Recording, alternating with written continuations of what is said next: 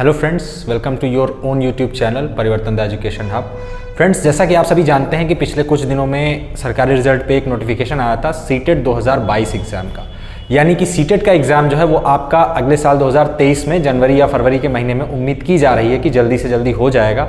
और जिसकी form fill करने की जो लास्ट डेट थी वो आपकी 24 नवंबर थी, यानी कि कल। उम्मीद करता हूं कि आप सभी ने अपना फॉर्म फिल कर दिया होगा।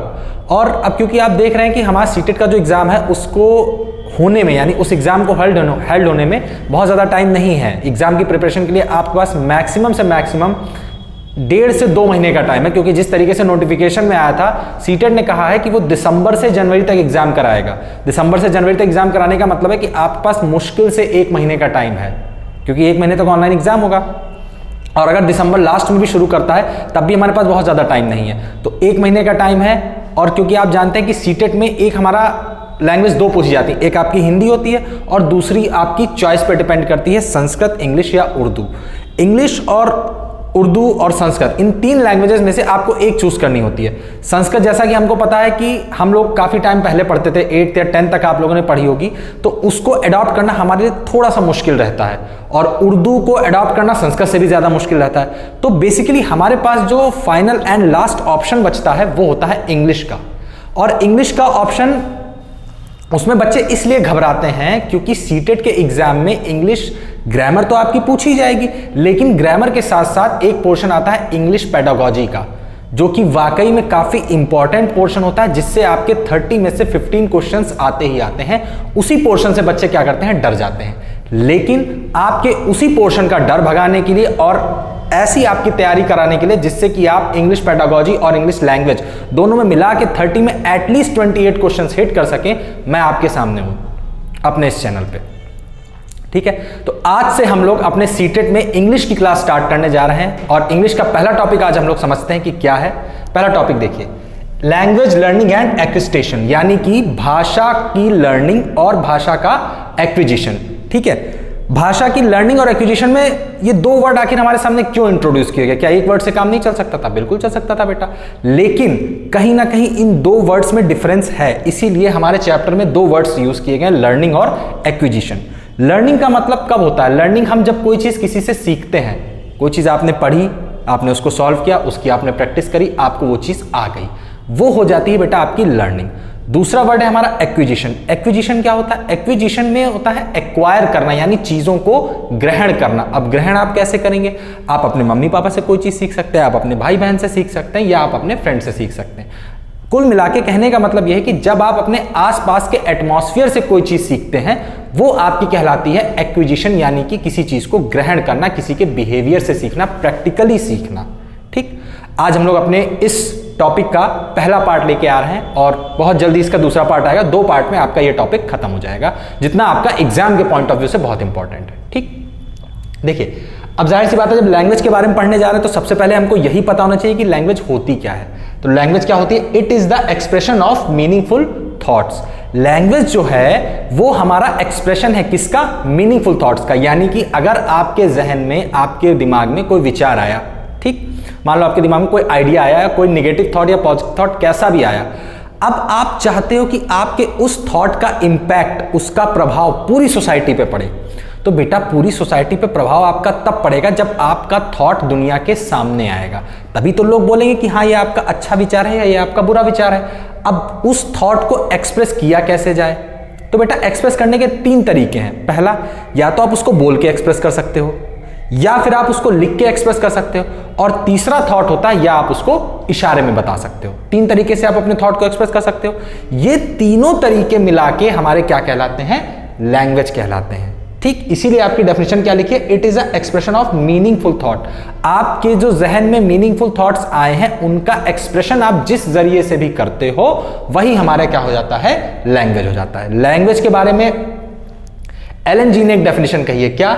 Language is a mean of communicating thoughts. Language जो है वो अपने विचारों का आदान प्रदान करने का एक मीन है, यानी कि एक माध्यम है, जरिया है। ठीक, ये डेफिनेशन आपकी एग्जाम में पूछी जा सकती है कि language is a mean of communicating thought said bye, किसके द्वारा कहा गया है? तो एलन के द्वारा कहा गया है। अच्छा, अब हम लोग आगे बढ़ते हैं। हम लोगों को क्या पढ़ना है? इंग्लिश। अब इंग्लिश के बारे में जानते हैं। English has 5 vowels on the basis of writing. देखिए बेटा, लैंग्वेज जो है वो आपकी दो बेसिस पे डिपेंड करती है। पहला तो आप किस तरीके से उसको स्पीक कर रहे हैं, किस तरीके से आप उसको बोल रहे हैं, और दूसरा किस तरीके से उस लैंग्वेज को लिखा गया है।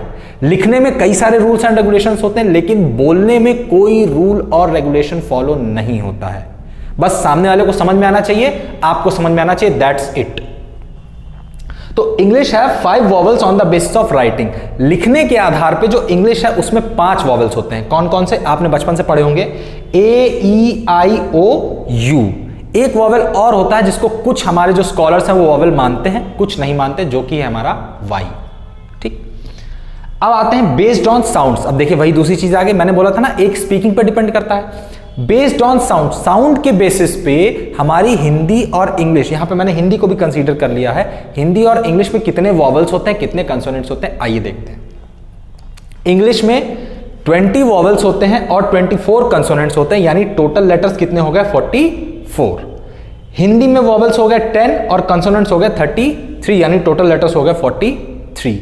रिटन में आप जानते हैं जब राइटिंग की बात आती है तो हमारे इंग्लिश में कितने अल्फाबेट्स होते हैं? 26 होते हैं, उसमें से हमारे 5 वॉवल होते हैं और 21 आपके कंसोनेंट्स होते हैं। लेकिन जब साउंड की बात की जाएगी तब हमारे इंग्लिश में 20 वॉवल्स होते हैं, 24 कंसोनेंट्स होते हैं, और इन दोनों को मिला के 44 टोटल हमारे अल्फाबेट्स हो जाते हैं। क्यों? क्योंकि बोलते टाइम बेटा कुछ अल्फाबेट्स को हम लोग मिक्स करके बोल देते हैं, या कुछ अल्फाबेट्स को हम लोग बहुत ज्यादा उसके पीस कर देते हैं, तो वो एक ही अल्फाबेट हमारा 3-4 जगह पे फिट हो जाता है बोलते टाइम। इसीलिए आपकी जो नंबर है वो इतनी ज्यादा हो जाती है इंग्लिश की बेस्ड ऑन साउंड। ठीक, अब हम लोग यहां पे बात करते हैं लैंग्वेज फैमिलीज से। बेटा हर इंसान, हर चीज किसी ना किसी फैमिली से निकल के आती है या किसी ना किसी सोर्स से निकल के आती है, उसी सोर्स को उस चीज की फैमिली बोल दिया जाता है। हमारी जो लैंग्वेज है वो भी हमारी फैमिली से निकल के आई है। जैसे there are 22 major languages in India. हमारे इंडिया में according to Indian constitution, Bharat के संविधान के अनुसार 22 मेजर लैंग्वेजेस हैं। या वैसे ये क्वेश्चन आपका जीएस का है, लेकिन अब क्योंकि इंग्लिश पढ़ रहे हैं और इंग्लिश भी हमारी एक लैंग्वेज ही है, कॉन्स्टिट्यूशन में मेंशन भी की गई है, तो कोई बड़ी बात नहीं है कि इंग्लिश पेडागोजी में आपका ये क्वेश्चन आ सकता है कि how many languages are there according to Indian constitution. तो there are 22 major languages in India. ठीक है, 22 में आपकी हिंदी, इंग्लिश, उर्दू, इस तरीके की जो हमारी संविधान में लिखी हुई वो सारी भाषाएं आ जाती हैं। ठीक है, इन 13 स्क्रिप्ट्स। अब देखो स्क्रिप्ट को हिंदी में लिपि कहते हैं। अगर मैं यहां पे लिपि लिखता तो आपको बहुत जल्दी समझ में आ जाता, लेकिन बेटा क्वेश्चन आपका इंग्लिश में ही आएगा। तो लिपि को इंग्लिश में कहते हैं स्क्रिप्ट। स्क्रिप्ट क्या होता है? आप जिस तरीके से चीजों को लिखते हैं, लिखते मतलब किसी लेटर को डबल कर देना, ठीक है, इस तरीके से जो चीजें आप यूज करते हैं, फुल स्टॉप लगाना, एक्सक्लेमेशन मार्क लगाना, क्वेश्चन मार्क लगाना, ठीक है, आप जो डिसिप्लिन में जिस तरीके से लिखते हैं, जो सिंबल्स का यूज करते हैं, हाइफन लगा दिया, इन सिंबल्स को ही बेटा क्या बोला जाता है? स्क्रिप्ट बोला जाता है। और स्क्रिप्ट से ही बनती है आपकी इंग्लिश लैंग्वेज, यानी कि इंग्लिश ग्रामर। ठीक, विद ओवर 720 डायलैक्ट्स। 720 डायलैक्ट्स का मतलब, डायलैक्ट्स जो है बेटा आपका डायलॉग से बना है। डायलॉग का मतलब होता है कि आप जो सामान्य बोलचाल में भाषा यूज करते हैं, इसीलिए इनको बोलियां भी बोला जाता है। तो इंडिया में हमारे 22 मेजर लैंग्वेजेस हैं जो कि 13 स्क्रिप्ट्स में लिखी हुई हैं, और बोलियां कितनी हैं? 720। ऑलमोस्ट ये अप्रॉक्स नंबर है कि 720 बोलियां हमारे इंडिया में बोली जाती हैं। ठीक, आगे चलते हैं। अब हम लोग यहां पे कुछ फैमिलीज की बात करते हैं। मेजर जो इंडिया में फैमिली कंसीडर की जाती है वो 2 की जाती है जिनमें लैंग्वेज पुट की जाती है। सबसे पहली होती है Indo European family. Indo European में क्या है? यानी इंडिया के नॉर्थ पार्ट में और यूरोप की कुछ भाषाएं जो है वो हमारी इसमें पुट की गई, जैसे हिंदी, इंग्लिश, गुजराती। ठीक, इस तरीके से और भी हैं। इसीलिए मैंने आपको बोला जो नॉर्थ इंडिया यानी जो सेंट्रल इंडिया से ऊपर के पार्ट का इंडिया है, जैसे आपका उत्तराखंड, मध्य प्रदेश, उत्तर प्रदेश, ठीक है, ये जितने हैं हमारे, इनकी जो लैंग्वेजेस हैं वो हमारी इंडो यूरोपियन में पुट की जाती हैं। क्यों? क्योंकि ये लोग इंडिया की जो लैंग्वेज इंडियन बनती है ना, उससे ये लोग बिलोंग करते हैं। लेकिन जो दूसरी फैमिली है हमारी, जिसको हम लोग बोलते हैं द्रविडियन फैमिली। द्रविडियन आपने सुना होगा, द्रविड़ समाज के लोग कौन होते हैं? जो हमारे साउथ इंडिया के लोग होते हैं, यानी कर्नाटक, आंध्र प्रदेश, तमिलनाडु, चेन्नई, इनके सबके जो लोग होते हैं वो सब हमारे कहलाते हैं द्रविडियन पीपुल। ठीक, इनके लिए क्या है? इन्होंने तमिल, तेलुगु, कन्नड़, इन्होंने अपना लैंग्वेज का एक अलग फैमिली बना रखी है कि हमारी फैमिली को द्रविडियन फैमिली बोला जाएगा। क्यों? क्योंकि ये लोग कहीं ना कहीं हम लोगों से अलग खुद को मानते हैं, यानी जो नॉर्मल इंडियंस हैं, जो नॉर्थ साइड के इंडियंस हैं, उनसे खुद को अलग मानते हैं। इनका कल्चर इनके अकॉर्डिंग हम लोगों से काफी डिफरेंट है। इसीलिए इनकी अलग फैमिली है जिसमें तमिल, तेलुगु, कन्नड़ यानी बेसिकली जो हमारी साउथ की भाषाएं हैं वो सब हमारी द्रविडियन फैमिली में आ जाती हैं। ठीक अब हमारे इंग्लिश लैंग्वेज में कुछ टर्म्स डिफाइन होते हैं, उन टर्म्स पे क्वेश्चन बनता है। जैसे सबसे पहला क्या है, बाइलिंगुअलिज्म। बाई जो यहां पे लगा है, बाई का मतलब आपने वन वर्ड सब्स्टिट्यूशन अगर आपने पढ़े होंगे इंग्लिश लैंग्वेज में तो आपने उसमें पढ़ा होगा, बाई हमेशा दो चीजों के लिए आता है। और लिंगुअलिज्म का मतलब होता है कि भाषा से संबंधित चीज। तो a person who can speak to languages is called bilingual, यानी कि ऐसा इंसान जो दो भाषाएं बोल सकता है। जैसे कि हम लोग हैं, नॉर्मली हम लोग हिंदी भी बोल लेते हैं, इंग्लिश भी बोल लेते हैं, तो ऐसा इंसान जो दो भाषाएं बोल लेता है उसको हम लोग बाइलैंग्युअल बोलते हैं। और बाइलिंगुअल की इस जो आपकी ये प्रोसेस है, इस प्रोसेस को बोला जाता है बाइलिंगुअलिज्म। यहां तक कोई दिक्कत नहीं होनी चाहिए। आइए आगे हम लोग बात करते हैं पॉलीग्लॉट्स। पॉलीग्लॉट्स और नीचे एक टर्म लिखा है मल्टीलिंगुअलिज्म। इन दोनों में अक्सर बच्चा कंफ्यूज हो जाता है। क्यों? क्योंकि ये दोनों ऑलमोस्ट सेम चीज है, लेकिन इनके बीच में एक हल्की सी लाइन खींची गई है जो इनको डिफर करती है एक दूसरे से। जैसे पॉलीग्लॉट क्या होता है, a person who can speak 5 to 10 languages is called a polyglot. एक ऐसा इंसान जो 5 से 10 भाषाएं बोल लेता है वो हमारा पॉलीग्लॉट कहलाता है। ये तो सिंपल सी बात हो गई, क्योंकि भाई जैसे बाई का मतलब 2 होता है, वैसे पॉली का मतलब बहुत सारा होता है। ठीक है, यानी जो इंसान बहुत सारी भाषाएं बोल लेता है वो हमारा पॉलीग्लॉट हो गया। यहां तक कोई दिक्कत नहीं होनी चाहिए। अब आते हैं हम लोग, अपना अगला टर्म हमारा क्या है, मल्टीलिंगुअलिज्म।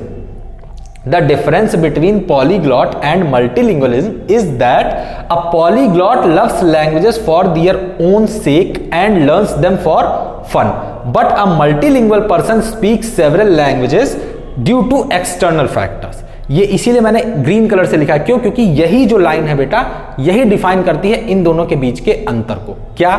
कि जो पॉलीग्लॉट होता है वो अपनी मर्जी से, अपने इंजॉयमेंट के लिए भाषाएं सीखता है। जैसे कि मैं हूं, अब मुझे पता है कि मेरा जहां पे मैं रह रहा हूं उस सिटी में मेरा सिर्फ हिंदी से काम चल जाएगा, मुझे कहीं पे कोई दिक्कत नहीं आएगी।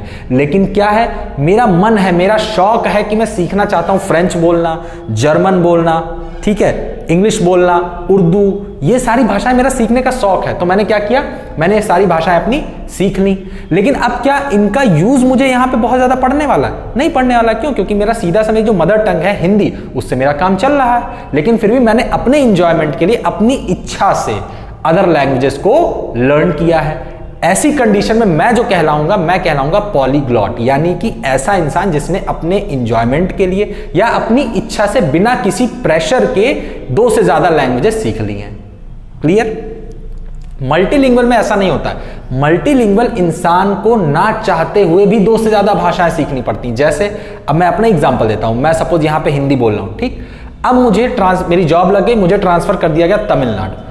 अब बेटा अगर मैं तमिलनाडु में जाऊंगा तो मुझे तमिल बोलनी पड़ेगी। क्या तमिल मैं यहां पे सीख पाया था? नहीं सीख पाया था। लेकिन अगर मैं तमिल नहीं सीखूंगा तो मैं वहां पे जॉब नहीं कर पाऊंगा। तो वहां पे मेरा ट्रांसफर जो हुआ है या वहां पे जो मेरी पोस्टिंग हुई है वो एक एक्सटर्नल फैक्टर है जिसने हमें प्रेस किया है, जिसने हमारे ऊपर प्रेशर डाला है कि yes you have to learn Tamil language, यानी आपको तमिल लैंग्वेज सीखनी ही पड़ेगी, आपकी इच्छा हो या ना हो। तो वही यहां पे आप देखिए एक वर्ड यूज हुआ है, एक्सटर्नल फैक्टर, यानी बाहरी तत्व। जब आपको बाहर की कोई चीजें फोर्स करती हैं जबरदस्ती किसी लैंग्वेज को सीखने के लिए, वहां पे जो आप हैं पॉलीग्लॉट से कन्वर्ट हो जाते हैं किसमें? मल्टीलिंगुअल पर्सन में। जैसे मैंने एक एग्जांपल दे रखा है, a Tamil student speaks a different language at home and another at school. यानी कि हमारा एक तमिलनाडु का स्टूडेंट है, वो घर पे अलग लैंग्वेज बोलता है लेकिन स्कूल में जाके अलग लैंग्वेज बोलता है। अब क्यों बोलता है? देखो, घर पे बेटा जो वो लैंग्वेज बोल रहा है वो हो जाता है वहां पे पॉलीग्लॉट। पॉलीग्लॉट क्यों? पॉलीग्लॉट का मतलब वहां पे वो नॉर्मल अपने बस थॉट्स अपनी मर्जी से बोल रहा है, चाहे जैसी भाषा बोल रहा है, उससे कोई लेना देना नहीं। उसकी भाषा उसके फैमिली वालों को समझ में आ रही है और उसकी फैमिली की भाषा उसको समझ में आ रही है। लेकिन जब वो स्कूल जाएगा, अब स्कूल में उसी की फैमिली तो पढ़ने आएगी नहीं। स्कूल में तो बेटा हर स्टेट का बच्चा आया होगा, हो सकता है कोई यूपी का बच्चा गया, हो सकता है कोई महाराष्ट्र का बच्चा गया हो। तो अगर उस तमिल के बच्चे को, तमिलनाडु के स्टूडेंट को यूपी के स्टूडेंट से कम्युनिकेट करना है तो क्या वो तमिल में कर पाएगा? नहीं कर पाएगा। उसको मजबूरी में यूपी की लैंग्वेज सीखनी पड़ेगी। क्यों? क्योंकि बेटा वो ऐसी कम्युनिटी में गया है, ऐसी सोसाइटी में गया है, अपने स्कूल में गया है जहां पे हर लैंग्वेज का बच्चा बैठा हुआ है। तो वहां पे क्या हो जाएगा, वहां पे उसकी जो स्किल होगी, जो वो अपनी लैंग्वेज स्किल यूज करेगा, वहां पे उसकी स्किल कहलाएगी मल्टीलैंग्वेज स्किल।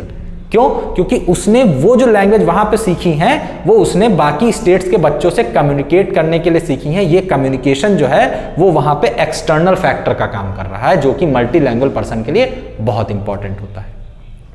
उम्मीद करता हूं आपको ये तीनों टर्म समझ में आ गए होंगे। अगर नहीं आए तो एक बार और आप इस वीडियो को देख लीजिएगा। मैं 100% गारंटी लेता हूं कि आपको इन 3 टर्म्स से अगर कोई क्वेश्चन बनेगा उसमें आपको कोई कंफ्यूजन नहीं होगी। और बेटा मैं लिख के दे सकता हूं कि इन 3 टर्म से क्वेश्चन जरूर बनेगा। और क्वेश्चन ऐसे नहीं बनेगा, क्वेश्चन आपका सीधे एग्जाम्पल उठा के दे देगा और फिर आपसे पूछ देगा कि दिस तमिल बॉय इज, ये तमिल बॉय जो है ये कौन है, मल्टीलिंगुअल है, पॉलीग्लॉट है या बाइलिंगुअल है या नन ऑफ द अबव है, जो भी अपने ऑप्शंस देते हैं वो लोग। ठीक है, उम्मीद करता हूं आपको हमारे पहले टॉपिक का पहला पार्ट जो है वो समझ में आ गया होगा।